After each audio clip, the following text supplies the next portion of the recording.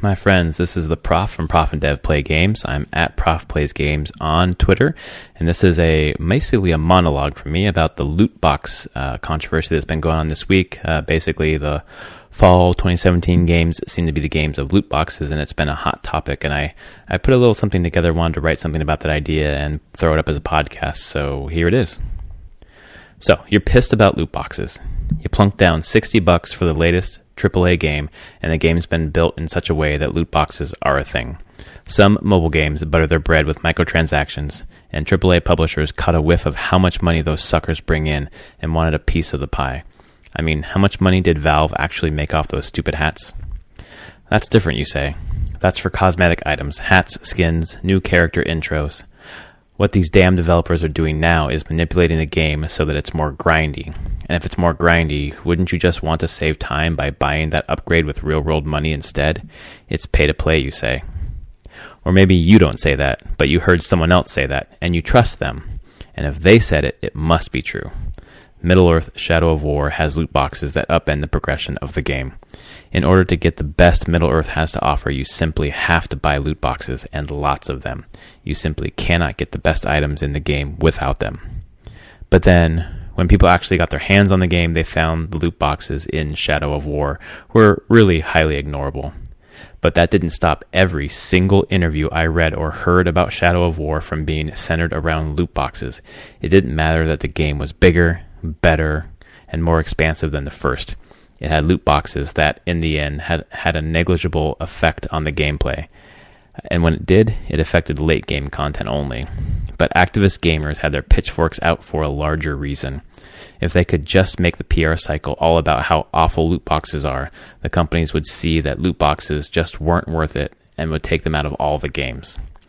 Do me a favor, folks. Look up the word Quixotic. Quixotic. Not that those activist gamers weren't well-intentioned. For the most part, I think they were. They see big companies as predatory, suited execs taking away content that they used to get in games and locking it away behind season passes and microtransactions. In some ways, that's a correct assessment. However, gamers might also rail against a price hike of the standard AAA game. The problem is that for AAA dev studios, $60 a pop isn't cutting it anymore. Games cost more to make than ever. Higher specs, more content, better writing, usually. That's why we're seeing deluxe editions out the gate for $80 and legendary editions, or whatever people call them from each different studio, for $99.99. Games cost more to make, and publishers have to make that money somewhere because they know absolutely that raising the base game's price would induce worse rage than microtransactions. Or it might be that they know that microtransactions earn them way, way more money. Blizzard, for example, brought in about $3 billion from microtransactions in calendar year 2016. So this is why we all have these. Which is why with all this money being made, that's why we have all these other profit models. There are loot boxes in games, there are season passes, there are deluxe editions to ensure that you only have to pay $60 for a base game. The whales subsidize your ability to still buy the game at a price point you're comfortable with. Without those ancillary profit models, you'd be paying $80 for the base version of Assassin's Creed Origins or Super Mario Odyssey. That's not really solve for the burn when loot boxes are legitimately destabilizing a game, making it a pay-to-play situation. However, it should be something to consider when loot boxes are done right, and by done right, I mean that they offer cosmetic items only. And the idea is we really need to play the game to figure out how loot boxes work before we raise our pitchforks. Again, the pitchforks were out for Shadow of War before the game was out, before a lot of people got their hands on it, and it turns out the loot boxes really don't matter for the game. In games that can last 50 to 100 hours, publishers seem eager to monetize late-game activities. Some do this by pursuing the games as service model. Others introduce microtransactions to extend the ability of a title to generate revenue long after the initial purchase. Compare The Last Guardian, for example, to Shadow of War, both $60 games at launch, but one has infinitely more content. It's no surprise then that publishers who offer more content seek more profit. Often the word greedy is bandied about in these discussions. People say EA, Ubisoft, whoever is just a greedy company.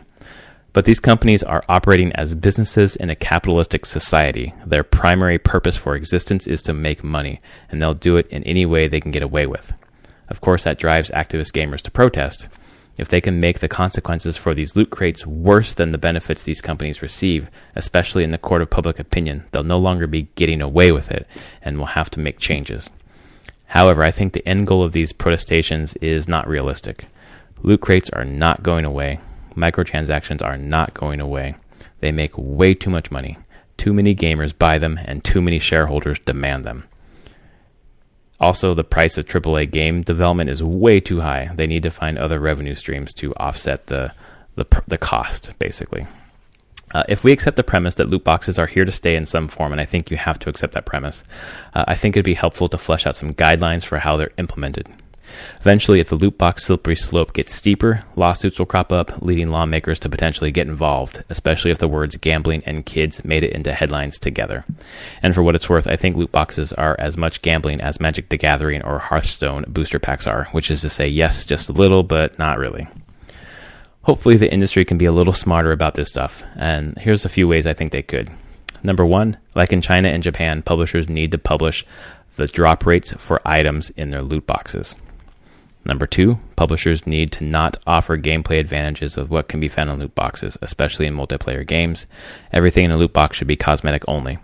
And number three, developers need to offer the option in-game to turn loot boxes off entirely.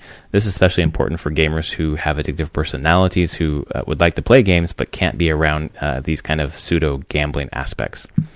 If none of these options are palatable to publishers, and loot boxes and other profit models are not palatable to gamers, the industry should just raise the price of AAA games. To be honest, it's probably about time, and I think it would just be the easiest solution, just raise the price of games. Obviously, people don't want to pay more for games. This is an era where we're paying less and less for games, but if we don't like all of these somewhat predatory profit models, then we just need to be realistic about how much these games should actually cost. In the end, publishers and developers have to make money. Otherwise, we'll get fewer great games. And in the end, gamers have to enjoy the product they're buying. Otherwise, they won't buy it anymore.